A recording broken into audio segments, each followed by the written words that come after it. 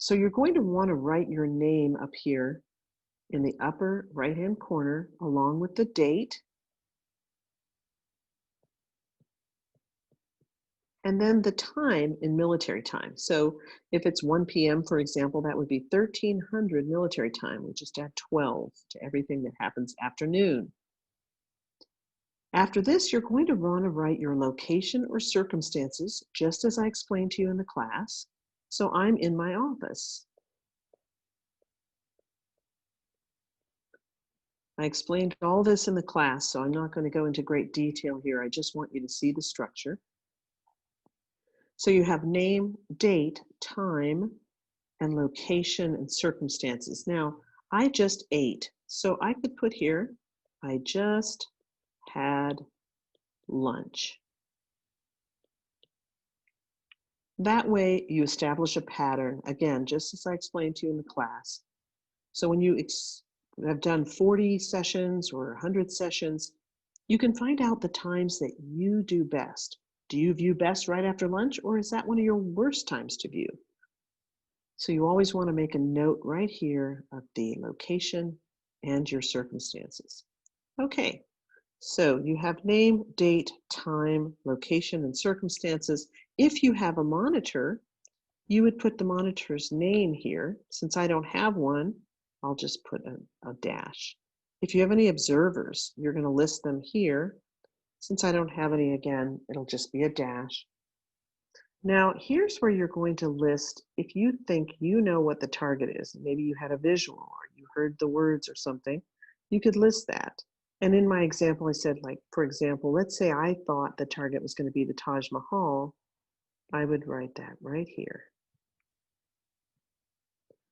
And that stands for Preview of Coming Attractors. Now, previews of coming distractors, those are things that might bother me while I'm in session. So let's say I'm terrified, I'm right, fear of failure, the dog's gonna want out, I forgot to pay the gas bill, and I'm just gonna list anything that I think might bother me. Maybe I'm feeling rushed. So all of these things get listed here, and then I'm going to put SA for set aside. And just as I explained in the class, we're going to do the set aside process. The target may be the Taj Mahal. It may not be the Taj Mahal. If it is the Taj Mahal, that's what I'll describe. If not, then I'll just describe whatever is at the target. So for now, I'm not worrying about it. For now, I'm setting aside Taj Mahal. Oh gosh, I'm so afraid. What if I fail? What if I'm the only student that Lori has that can't do this? Well, I know that everybody's learning, and my main job right now is to learn the structure. So I'm just going to focus on the structure and not worry about it. So for now, I'm not worrying about it. For now, I'm setting aside fear of failure, and I write it as I say it.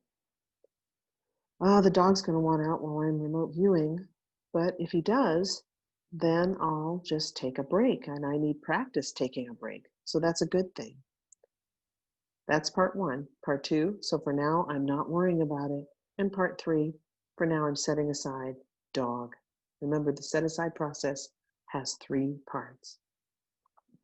In part one, you're just talking about the problem and kind of comforting yourself and maybe even making an agreement with your subconscious mind as to why this doesn't have to be a problem right now. And then part two is the simple phrase, so for now I'm not worrying about it. Part three, the simple phrase, for now I'm setting aside, and then you write it as you say it. Oh no, I forgot to pay the gas bill. Oh, I hope they don't cut off my gas. But as soon as the session's done, I'll run down and I'll pay the gas bill. So for now, I'm not worrying about it. For now, I'm setting aside gas bill. Oh gosh, I feel kind of rushed. I know that the students need to get on with their practicing. But I know too that if I really do a good job with this and work my way through it and do it properly, it's going to pay off. So for now, I'm not worrying about it. For now, I'm setting aside rushed. Okay, so we've done the set aside process. Once we're done, I'm going to move my hand across the page to the left side of the page, and I want to make sure that my pen makes contact with the paper. See that dot right there? That's because my pen's making contact with the paper. If my pen is not making contact with the paper, then I don't know why that little sign keeps coming up, sorry. But if my pen's not making contact with the paper, it means I'm not ready to begin. So once my pen's touching the paper, then I can give myself the coordinates. 1906330, 128, 011, and I do a quick ideogram.